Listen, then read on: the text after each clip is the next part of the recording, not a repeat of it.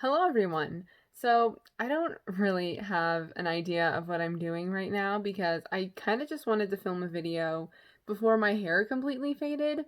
Um, if you follow me on Instagram, then maybe you'll know. In June, I dyed my hair purple, and then in July, I dyed my hair pink, and then I redid the pink earlier this month, but it's pretty faded. It also doesn't show very well on camera and with artificial lighting, like it would look much better in person in the sun.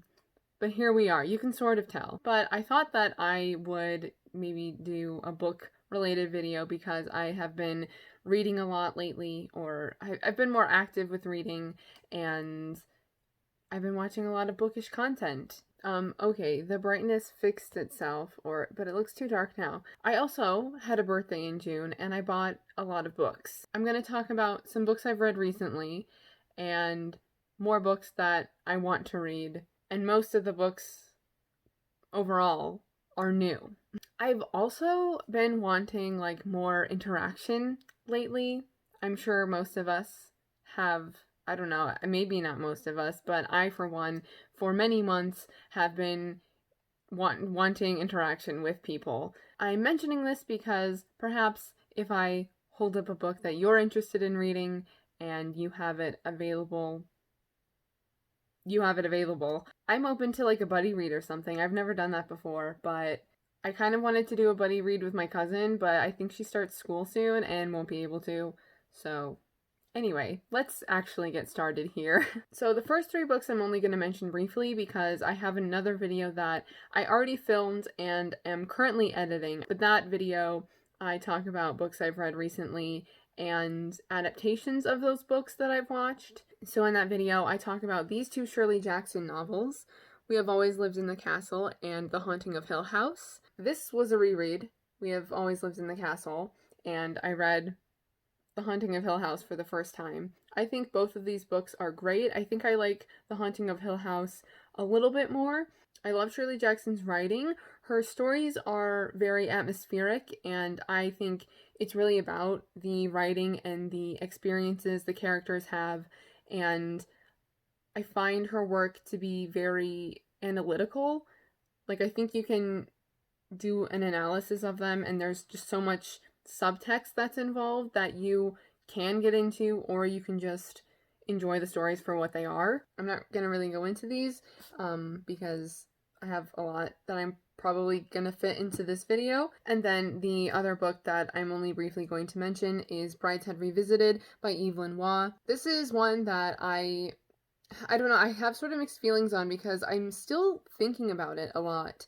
And I think it's a book that I didn't really enjoy the process of reading as much, but I really like the story and I like the characters and just everything that's discussed and can be discussed when talking about this book, which reminds me that I would like to continue doing research into just what other people think about it, and I'd like to learn more about Evelyn Waugh's life, along with Shirley Jackson as well. But I kind of talk more about that in said video that, again, I don't know if this will be going up first or that one, but in any case, I will link that in the description and in the card if you are interested in hearing about the books more and adaptations I watched. And then I also read Goodbye to Berlin by Christopher Isherwood, and this is a not really short story collection, but it's like a series of vignettes that I still don't know. I have to look up if they're actually based on events in his real life. Oh my gosh. I was editing a video. Do you know how often I look this direction? It's so weird. What am I looking at? I need to stop. Okay, but anyway, I'm like always looking over here and I'm like, what am I looking at? Or I'm like looking up as if the words that I'm thinking of saying are up there. It was really annoying me. Hopefully, I catch myself doing that more often so that I actually look at the camera more. Anyway, Goodbye to Berlin. I don't know if it's actually based on Christopher Isherwood's real life and people that he met, but it's set up like sort of like a diary.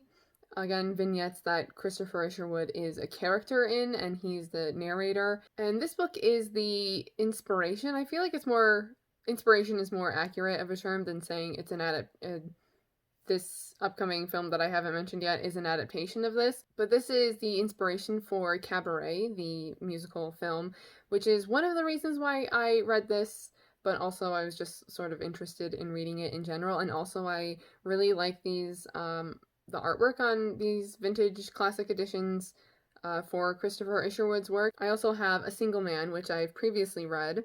Yeah, so this is about Christopher Isherwood's time in Berlin in the 30s. It's mostly the early 30s, but this was then published in 1939. So there's not really a plot because it's just talking about different people that he met and had relationships with, whether it be like a friendship. It's mostly friendships. And slowly, as the stories progress, you can see the impending war and the increase in Nazi activity in the country. I kind of feel the same way about this book that I feel with A Single Man. They're both like good, but they were like just fine.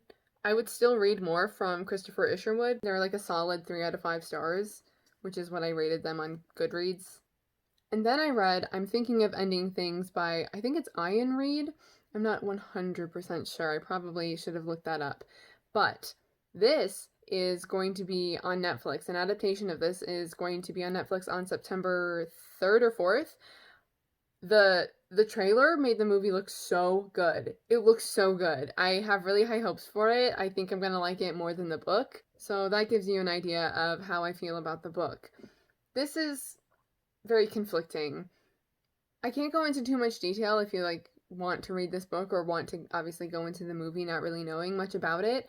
It's basically this young woman, I don't know, she read to me as like someone in her late 20s or early 30s, but I couldn't really tell.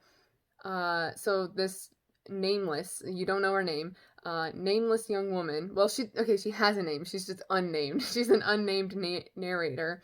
She is in the car with her boyfriend Jake on the way to meet his parents to have dinner, and on the way there she's thinking of ending things. And this cover, I feel like this is a wow, can't even speak. This is a great cover, I think, because there's the snowstorm, it depicts the snowstorm, and I don't know, I just like this sort of like crossing out of the I'm thinking of ending things the first time. I don't know, I just like it. It's very like isolated too, which is very accurate for what the book feels like, but the best word to describe this book is unsettling. This is like a horror thriller sort of book. It's hard to like pinpoint it exactly, especially because I don't want to go into spoilers. But it's unsettling, it's eerie, it's creepy. There are some parts that just really creeped me out. I was reading this like in the dark at night, alone, just me and a dog. It was creepy. It was creepy, and I did like a lot of it, and I was like very immersed in the story. But then I got to the end and I was like, oh, this is where it's going. Which one, I felt like there's kind of like a two parts to the ending. The first part I predicted, and then the second part is just like the conclusion. I predicted it, yet it was confusing, and it made me question the entire book. But then also it was disappointing and just really sad. It took a turn that I just don't think I liked. So the ending is very like controversial, I feel like, not only in subject matter, which it's so hard to talk about. It's definitely triggering too for some people. I look more into it if you need to. Yeah, it took a turn and it was sad, and I don't think I liked specific representation in it.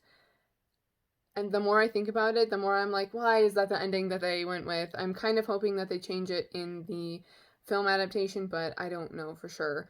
In any case, my hopes are high for the movie, and I will be watching it the day it comes on Netflix.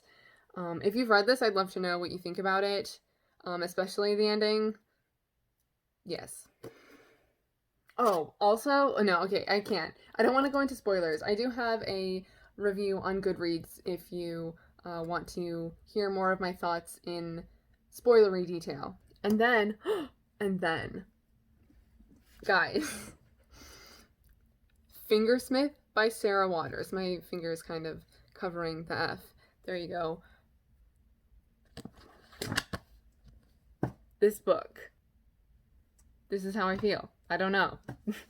To physically represent it, I have to put it on my head, and that will show you how I feel about it.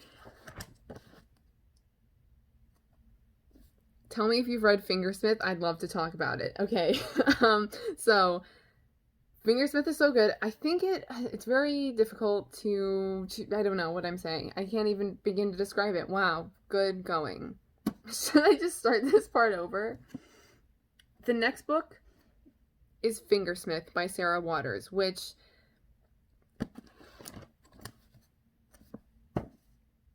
this is just, it's a book. It possibly is one of my new favorite books, but I don't know for sure. It feels like there's almost something missing. I think it mostly has to do with me taking like 5 days off from reading it when I had read like 100 pages a day, like 4 days in a row. And then I went 5 days without reading anything from it. So it's possibly because of that. So it's very close to being like a 5 out of 5 stars. It's 4.5 right now. I'm questioning if I want to put it in like my favorite books list or not because it's so close. But again, I feel like there's something kind of missing. But Fingersmith by Sarah Waters. This is my first Sarah Waters novel. I have to read all of her books. I was already interested in reading them, but this just sort of cemented that I need to read her novels. This is another one that I can't go into too much detail of because it's a roller coaster. It was like, I was like this. I can't look it. I can't even describe it. And I'm just doing weird gestures like physically. And that's exactly what I was like reading this book. Like, I feel like in certain parts I was sort of like giddy and like really excited for the characters and just like, there was tension there and I could feel it and I needed to get that out physically, so I would like kick my feet or my legs or like move my shoulders a lot when things would happen in the book, and that's kind of what I'm doing now, except I'm not moving my feet because I'm standing and making a video. So this takes place in London, 1862, which is on the back, and I just had to double check because I was questioning the setting, specifically like the year, of course, and then I realized that it says so very plainly on the back. So, the best way to describe this is Dickensian lesbians, but more than that as well. But if you've read a Dickens novel, you'll know that his settings and characters are very important, and the way that the characters interact with each other and are connected and sort of are this, like, elaborate... What am I doing? You know, like those, like, string maps that people do? It's sort of like that sometimes. Granted, I haven't read that much Dickens, but it's like, oh, this character is connected to this character in this way, and this character is connected to this character, and oh, and really, this is what's happening, and, you know, it's like that, okay? But the best way to describe it, I haven't even really gotten to the plot. London, 1862, Sue Trinter is asked by gentlemen... Okay, wait, how should I go about this? Sue Trinter is an orphan who lives with Mrs. Suxby, and she, I think, is it her 17th birthday or 18th birthday in the book? Well, she's like 17, 16, and she is a fingersmith, the title of the book, which is a slang term from the time meaning a thief. And she's approached by another thief/swindler whose nickname is Gentleman, and he has a plot, a scheme, well, that he invites Sue to be a part of. He wants Sue's help in trying to seduce a young lady, Maud Lily, who is set to inherit a 30,000 British pound fortune when she marries. So he wants to get Sue hired as Maud's maid, and she will help sort of encourage the feelings for Gentleman and encourage the marriage that he will propose to Maud, so that he can take all the money that she will inherit, and Sue will get £3,000 for helping him. And they will put Maud in a madhouse, in an asylum, so that that's the loose end that they have to get rid of somehow. And it's just so good. And that really, what I just described, is kind of just the first part. This is split up into 3 parts, and again, I don't really want to go into spoilers, plus I have a lot of books that I want to mention. This was really good. I think I said that so many times now, but I did end up watching the 2005 like miniseries adaptation. I found it on YouTube actually. It was not very good quality, but it's not on a streaming service that I have, so I just watched it on YouTube. And it was good. It was accurate, but it was like kind of underwhelming because I was picturing like the Lily's house, the Briar estate, as like much more lavish than it was kind of depicted in the show. It was kind of plain, so it's just like the way that I pictured it compared to simple visuals in the series. It was still good. I really like the casting for actually, you know what? I'm not even going to get into it. But I do like the casting for Sue and Maud. But I talk about it more in my Letterboxd review, which I'll just link in the description. Because this isn't about adaptations anyway, it's just about the books. But in case that synopsis sounded familiar and you haven't read Fingersmith or seen Fingersmith, this is also the source material for Park Chan Wook's film from 2016, The Handmaiden, which I have, and I haven't watched yet, but obviously I'm looking forward to it. I hope it's so good. So that is Fingersmith. And now I'm like at this place where I don't know which book to start next. And I bought a lot of books recently. I do have a few audiobooks. I have Daisy Jones and the Six by Taylor Jenkins Reid. And I'm on the third book in the Vampire Chronicles by Anne Rice, which is The Queen of the Damned. I still am in the middle of the Raven cycle, which is not great because I should really just finish those books because I'm putting off starting other series because I don't want to be in the middle of multiple series at the same time. After I finish the Raven cycle, though, I would like to read the Shadow and Bone trilogy and Six of Crows duology by Leigh Bardugo because those have been adapted into an upcoming Netflix series called Shadow and Bone, and I had high hopes for it, even though I haven't even read the books yet. However, I recently read a statement from Leigh Bardugo saying the show's gonna go in a different direction and be different from the books. And I'm like, why? Why would you do that? What are you doing? You're already, like, now I have low expectations, even though I haven't even read the books yet, and I don't really know that much about the production of the series and such, except for the cast. Here are the Grisha books.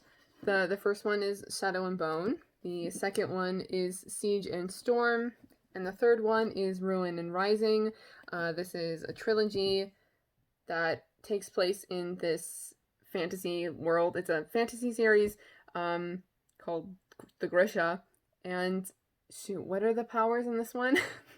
Clearly, I don't remember the way that this one works. And then the Six of Crows duology follows different characters, and I'm not exactly sure how they go together with these books, because I haven't read them yet, obviously.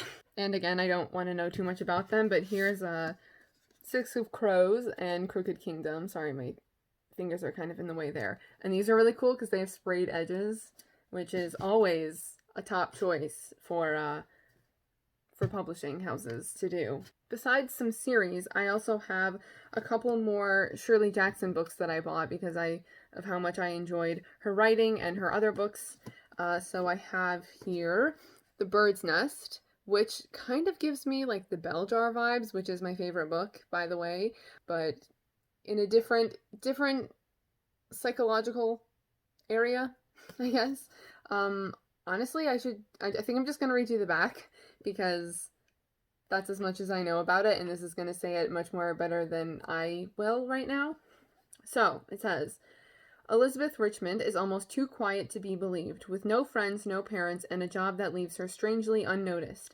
But soon she starts to behave in ways she can neither control nor understand, to the increasing horror of her doctor and the humiliation of her self-centered aunt.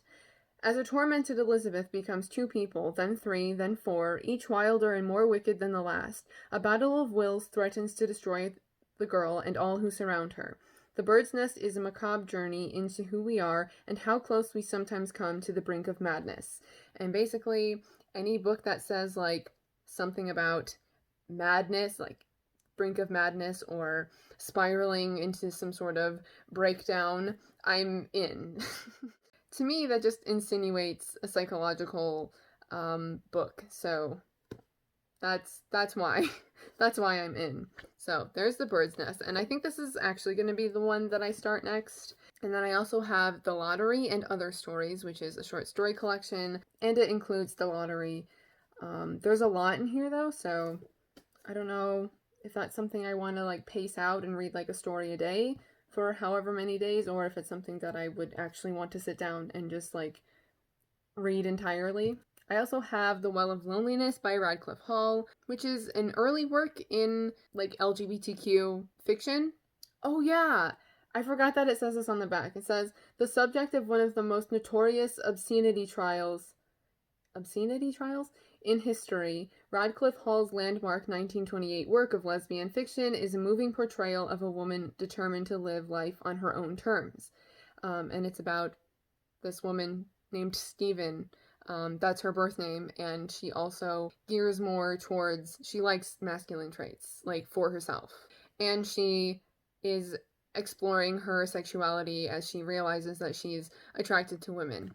We also have here Women in Love by D.H. Lawrence, which I've mentioned in a past video because I got the film adaptation on the Criterion Collection, and then I realized it was based on a book. I had to get the book, and I still, like, these books that I'm naming now are, like, high on my to-read soon list, so Women in Love.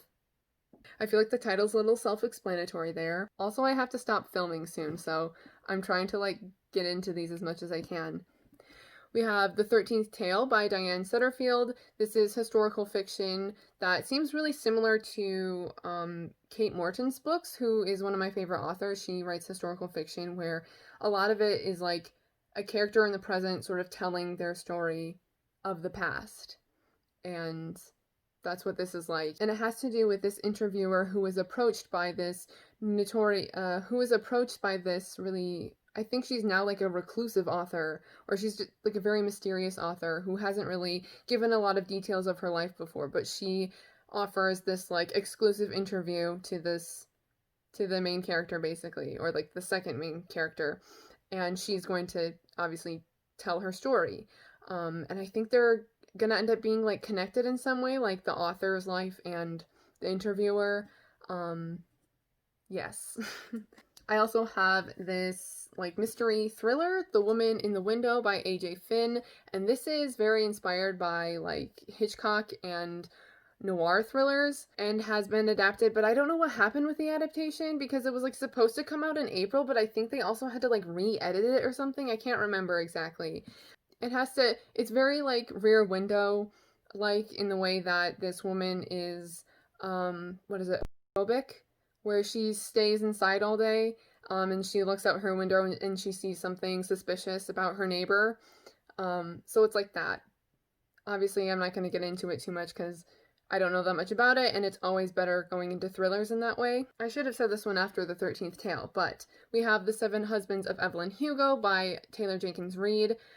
This is about a sort of Marilyn Monroe character from the old Hollywood era, and she is being interviewed and telling her story of her 7 husbands, and I know that she's a Cuban bisexual character, I'm pretty sure, and so she also goes more into her love life and her life as a Hollywood star, and I think I'm going to love it because it's that sort of historical fiction novel that I like, but then it also has to do with film, and she's bisexual, and I'm just here for it all, so that sounds great, and is much shorter than I thought it was going to be. I also have Perfume, the Story of a Murderer, and this is by Patrick Suskind, and this is about a young man who has an extremely developed sense of smell, and tries to make the perfect perfume, and it involves, like, murdering women, and, like, extracting their essence. That sounds really disgusting, but that's what he does. He murders women to make the perfume. I'm pretty sure. I also have this ginormous freaking book. This is not the edition that I ordered, but this is the edition that arrived. Blonde by Joyce Carol Oates, which is a fictionalized narrative of Marilyn Monroe's life. So it's like 1,000 pages. It's huge. But this is being adapted. Again, because of like COVID, I don't know what's happening with the adaptation as of now, where it's at, but I'm really looking forward to it, and I just like, like all of it. I don't know, Marilyn Monroe. Let's do it. It's gonna be fictionalized.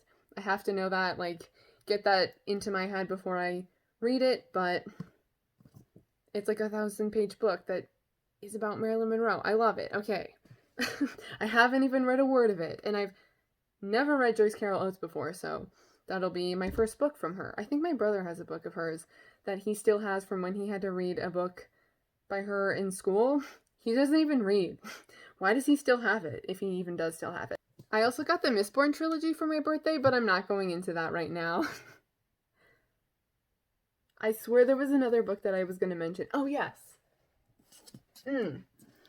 I'm sorry the brightness keeps fluctuating, but I just remembered I also have An American Tragedy by Theodore Dreiser, which I mentioned before in at least one previous video.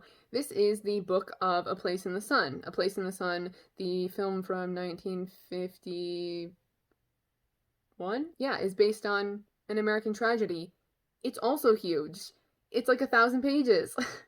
But I'm really looking forward to seeing how much more story and depth that the book has compared to what is in A Place in the Sun. So things might have changed a bit. The angle, the lighting.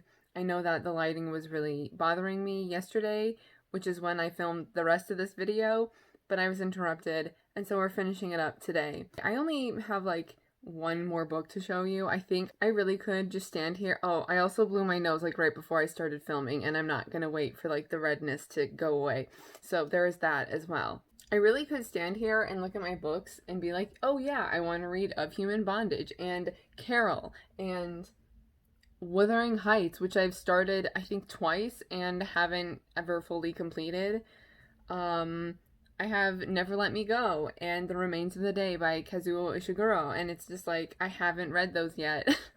And they're just on my shelves, and I'm just in the mood to read like everything, and that is great, but also sucks at the same time for someone who is a mood reader, and I want to make sure I'm reading like the right book, you know, or else I don't know. It can just hinder the experience. I'm not going to get into it. But I think the last book I'm going to mention here is Rebecca by Daphne du Maurier, which a new adaptation of this is coming out on Netflix in October. I think the end of the month, like the 30th or 31st. I'll leave it in the description, all the information as usual in the description. I've already read this before. This is one of my favorite books, but I would like to reread it. Finally, I wanted to read it again a couple years ago, but instead of picking it up and reading it, I decided to get the adaptation, the Hitchcock adaptation on Criterion, and then watching that just made me want to reread the book even more, and I put it off again for like 2 years, so I have to read it before. I have to. I'm telling myself that I have to before the adaptation comes up on Netflix, and I'm really excited to like get to this again because I think the film has kind of overwritten a lot of the way I think about Rebecca and the story, and I just remember loving the writing, and I mean, I read this for the first time when I was in high school, and that was years ago, so oh my god, I think it was more than a decade ago. But that one is like for sure on my list of books to get to soon. Do I want to mention any more? I was thinking about not talking about it anymore, but I might as well film myself talking about more. I'm just going to continue, I guess. I have Carol by Patricia Highsmith that I have yet to read. I'm giving you no synopsis. I think most people are familiar with Carol because this is the title that the film adaptation takes, and what was it previously called? The Price of Salt? It's Carol, you know, that movie with Rooney Mara and Cate Blanchett, but this is the book that it's adapted from. I also have this huge book, but oh my god, look at the font. That's so easy. I love it when big books have like bigger fonts. It's Of Human Bondage by W. Somerset Maugham. I'm just gonna read the back because that's kind of all I know, and I know that's such like I feel like I'm cheating by not really telling you what it's about from my perspective, but I'm just gonna go with what is on the back. Of Human Bondage is the first and most autobiographical of Maugham's masterpieces. It is the story of Philip Carey, an orphan eager for life, love, and adventure. After a few months studying in Heidelberg, and a brief spell in Paris as a would-be artist, Philip settles in London to train as a doctor, and that is where he meets Mildred, the loud but irresistible waitress with whom he plunges into a formative, tortured, and masochistic affair which very nearly ruins him. That sounds great! Doesn't it sound great? So here's Of Human Bondage, which I'm pretty sure... Is it a Bette Davis film? I don't know. It has a classic Hollywood adaptation. It might have Bette Davis, or I may be mixing that up with like Now Voyager, which is also a book adaptation. Okay. I also recently bought, I love these editions. This is the only one that I have so far, but I want the entire collection. It's from Alma Classics. It is The Beautiful and the Damned by F. Scott Fitzgerald, and I've only read The Great Gatsby by Fitzgerald, and I love his writing. I think The Great Gatsby is kind of like overrated. I love that it's really analytical and you can obviously just like really think about things and analyze, and there's a lot of symbols. I love that. I love that in literature. And I think it's like a great example of an American novel to study in school, but I think it's really overrated. But I still want to read more from Fitzgerald, so I have The Beautiful and the Damned here that I don't really know anything about, but I don't really care. I'm gonna read it. And here I have this gorgeous edition. I like the foil. I like the artwork is done by Georges Barbier. Just had to double check. Barbier. Georges Barbier. George? Is it George? Wait, is it just George? Because he doesn't have an S at the end of it. So maybe it's actually just George Barbier or Barbier. I don't know. But here we go. I also have Wuthering Heights by Emily Bronte, and I've actually started this. I still have the bookmark in it. I made it to page 66, and then I stopped and got distracted by other things, and then I was like, I feel like I should start it over anyway, so I just ended up putting it back on my shelf and haven't picked it up. And I was liking it, but I was also kind of confused because I'm pretty sure there are 2 characters named Catherine, and then I was like, what's going on? I think it's a very character-driven book, so to get the characters straight, figured out in the beginning is probably good. And this is one of my copies of Tess of the D'Urbervilles, which, yeah, I have 2 copies of this and I haven't read it yet. That's because I had a used edition for a while, and then I got this one to match the Far From the Mating Crown edition that I have, which is from the Penguin English Library collection. I'd like to read this. This is another, oh my god. So, I do this thing where I put off watching adaptations until I've read the source material. I think I owned Carol. I literally own the film that I have not seen because I haven't read the book yet. I own this film adaptation that I haven't watched because I haven't read the book yet. This is what I do.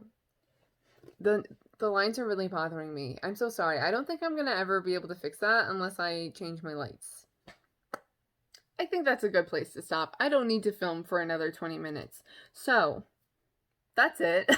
Those are books that I've bought recently, books that I've read recently, books that I want to read as soon as possible. If you have read any of these books, I would love to hear your thoughts on them, but if it's one of the books that I haven't read yet, please refrain from really going into like too much detail. It's fine if you're like, oh yeah, I really like that book, and I like the writing, and this, like that's cool. Just not too detailed and specific information. And if possibly I mentioned a book that you also want to read that I am looking forward to reading soon, hopefully picking up in the upcoming months, I would be open to like a buddy read if that's something that you would be interested in. Again, I've never done that before, but we can figure it out. So you can leave a comment, or if you want to message me on Instagram or something, I have all my social media profiles in the description usually, so it'll be there. And that's it. So thank you so much for watching, and I'll see you in my next video. Bye.